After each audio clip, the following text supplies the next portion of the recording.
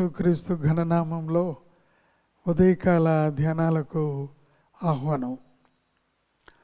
ఈ దినం ప్రత్యేకంగా కీర్తన గ్రంథం కీర్తనలు 46వ సంకీర్తనలో 10వ వచనాన్ని మనం చదువుకుని ధ్యానిస్తూ ఉన్నాం. చాలా ప్రాముఖ్యమైన వచనం, అనేకులను ఆశీర్వదించిన వచనం, ఆదరించిన దేవుని వాగ్దానం.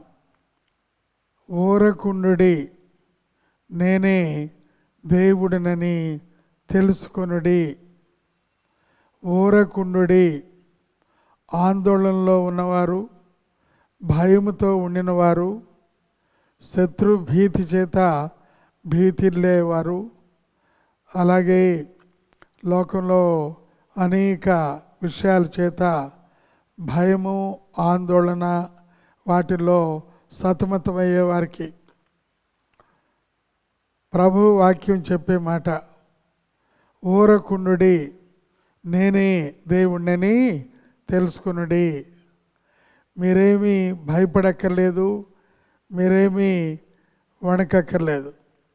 నేను మీకు సహాయం చేయబడను, నేను మిమ్మలను ఆదుకునే ప్రభు అని మరి ఈ మాటలు అక్కడ అందించినట్లుగా మనం చూస్తున్నాం. దీని యొక్క బ్యాక్గ్రౌండ్ ఒకసారి మనం చూసినట్లయితే, హిజ్కియా రాజు ఆ యొక్క యూదా రాజ్యమును పరిపాలించే సమయంలో సుభిక్షంగా చక్కగా జరుగుతుంది. కానీ అశ్షూరు రాజ్యం చాలా బలమైనది. అశ్షూరు రాజునకు గుర్రములు, రథములు ఇవన్నీ సమృద్ధిగా ఉన్నాయి. అశ్షూరు వారు అన్యులు, వారి యొక్క సైన్యాధిపతి చాలా బలిష్ఠుడు. కాబట్టి అశ్షూరు మరి వారు యెరూషలేమును దండెత్తి, మేము యెరూషలేమును జయిస్తాము, యెరూషలేమును తీసుకుంటాం అనే రంకెలు వేశారు. ఈ వాక్యాలు మనం మహారాజైన అశ్షూరు గురించి ఆ యొక్క యెషయా గ్రంథము 36, 37 అధ్యాయాల్లో ఈ విషయం సవిస్తరంగా చాలా క్షుణ్ణంగా మనం చూడవచ్చు. అక్కడ ఈ హిజ్కియా రాజు భయపడుతూ ఉన్నాడు. ఈ యొక్క హిజ్కియా రాజు మాత్రమే కాదు, ఆ యొక్క రాజ్యంలో ఉన్నవారు కలవరపడుతూ ఉన్నారు. ఎందుకంటే అశ్షూరీయులు చాలా భయంకరులు.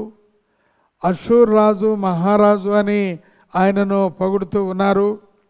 మరి ఆ సమయంలో హిజ్కియా మొరబెట్టగా దేవుడిచ్చిన గంభీరమైన వాగ్దానం అదేమిటంటే, మీరు ఊరకుండుడి, మీరేమీ భయపడవద్దు అని. మనం గమనిస్తున్నాం 36వ అధ్యాయము యెషయా గ్రంథంలో 14వ అధ్యాయంలో హిజ్కియా చేత మోసపోకుడి అని ఆ యొక్క అశ్షూరు రాజు పంపిన సమాచారం ఇది. హిజ్కియా చేత మోసపోకుడి. హిజ్కియా దేవుని నమ్ముకున్నవాడు, హిజ్కియా ప్రార్థనాపరుడు, హిజ్కియా దేవుని చేత గొప్ప మేలు పొందిన వాడు. కానీ ఈయనంటూ ఉన్నాడు, అశ్షూరు రాజు దూత, హిజ్కియా చేత మోసపోకుడి.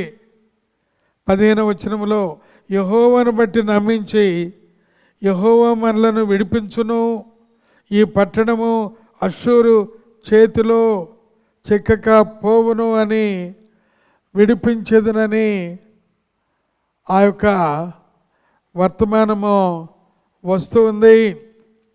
అనగా ఈ మాటలు మీరు నమ్మవద్దు అని అశ్షూరు రాజు దూత చెప్తూ ఉన్నాడు.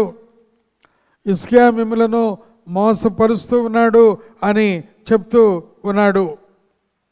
ఆ సమయంలోనే ఈ గంభీరమైన వాగ్దానం హిజ్కియాకు ఆ దూతలకు వచ్చినట్లుగా మనం చూస్తున్నాం.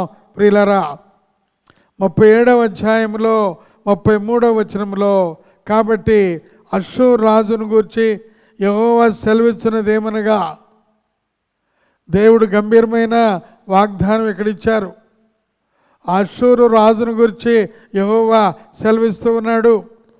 అతడి పట్టణంలోనికి రాడు, దాని మీద ఒక బాణమైనను ప్రయోగించడు, ఒక కేడెమునైనను దానికి కనుపరచడు. ఎంత గంభీరమైన వాగ్దానం ప్రభు చేశాడు.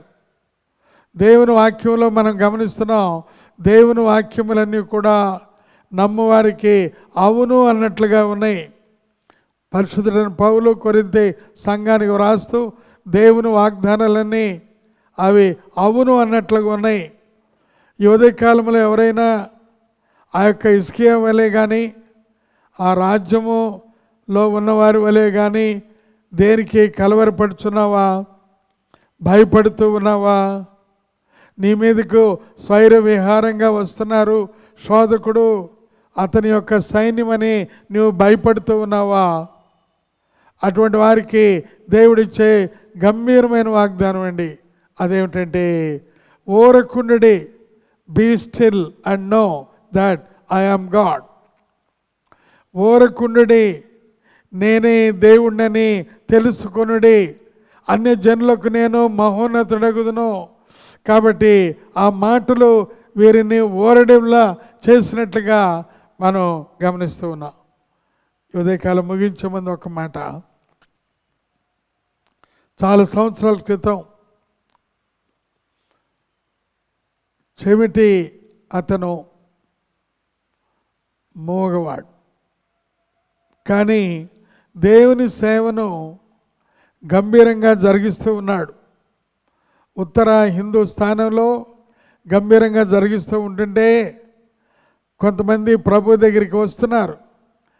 ఈయన మీద అసూయపడి కొంతమంది ఆయన యొక్క మరి ఆ యొక్క సూట్ కేసులో ఈ డ్రగ్స్ వేశారు, ఆయన మీద రిపోర్ట్ వేశారు. దానిలో చూస్తే చాలా భయంకరమైన డ్రగ్స్ ఉన్నాయి. ఆయన ఏం చెప్పలేడు, ఆయన చేయలేదు, ఆయన్ని ఖైదులో వేశారు. ఆయన గురించి కొన్ని సంవత్సరాలే ప్రార్థన జరిగింది, కన్నీటి ప్రార్థన జరిగింది. భార్య బిడ్డలు విదేశాల్లో ఉన్నారు. అయితే వారికి దేవుడిచ్చిన వాగ్దానం ఏంటంటే, ఓరకుండుడి.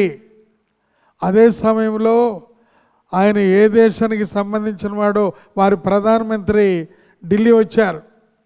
అదే సమయంలో ఆయన మనసుకు పలానా వ్యక్తి ఢిల్లీ జైల్లో ఉన్నాడని తేలింది.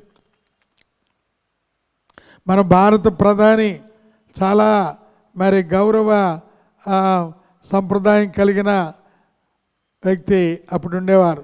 ఆయనతో చెప్పగా తర్వాత తప్పకుండా చూస్తామండి, తప్పకుండా పంపిస్తాను. కాదండి, 24 గంటల్లో నాకు అతను వెళ్ళాలి, వీలైతే నాతోనే తీసుకెళ్తానంటే ప్రధానమంత్రి అడుగుతున్నాడని అప్పటికప్పుడు బెటాలియన్ పంపించి అప్పటికప్పుడు ఆ యొక్క కోర్టులో కాగితాలు తీసుకొచ్చి ఆ యొక్క జైల్లో ఉన్న పత్రాలన్నిటి మీద సంతకాలు పెట్టించి ఆ దైవజనుని కారు ఎక్కించి వస్తూ ఉంటుంటే ఆనంద బాష్పాలు. ఆయన్ని ఢిల్లీ పంపించండి అన్నారు. ఎస్కాట్తో ఢిల్లీ వచ్చాడు.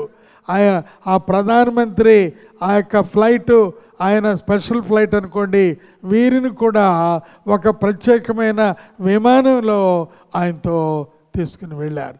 దేవునికి స్తోత్రం కలుగును గాక. దేవుని వాక్యం ఏంటంటే, ఓరకుండుడి, నేనే దేవుణ్ణని తెలుసుకున్నాడు. ఈ ఉదయకాలం ఏ విషయంలో విచారపడుతున్నావో, ఏ విషయంలో భయపడుతున్నావో వాటిలో దేవుడు నీకు నాకు గొప్ప జవాబు ఆయన అనుగ్రహించబోతూ ఉన్నాడు. దేవునికి ఎంతో స్తోత్రాలు వందనాలు కలుగును గాక. ఆమేన్. పరిశుద్ధుడా, ప్రేమగల మా పరలోక తండ్రి, నీ స్తోత్రాలు వందనాలు చెల్లించుకుంటున్నాం. ఆశ్చర్యకరుడు, అద్భుతాలు జరిగించే దేవుడు, ఎంతైనా నమ్మదగిన మా తండ్రి, నాయనా ఓరకుండుడి, నేనే దేవుడిని తెలుసుకునేది అనే వాగ్దానాన్ని ఈ ఉదయకాలం నాకు కూడా ఇచ్చారు. నీకు స్తోత్రాలు. ప్రభువైన యేసయ్య అతి శ్రేష్టమైన నామములో అడుగుచున్నామా తండ్రి, ఆమెన్. తండ్రి, కుమార, పరిశుద్ధాత్మ త్రియేక దేవుని ప్రేమ, కృప, సమాధానం మనందరికీ ఈ ఉదయకాల ధ్యానాలు ప్రవేశించిన ప్రతి కుటుంబ సభ్యులకు తోడై ఉండి నడిపించును గాక. ఆమెన్.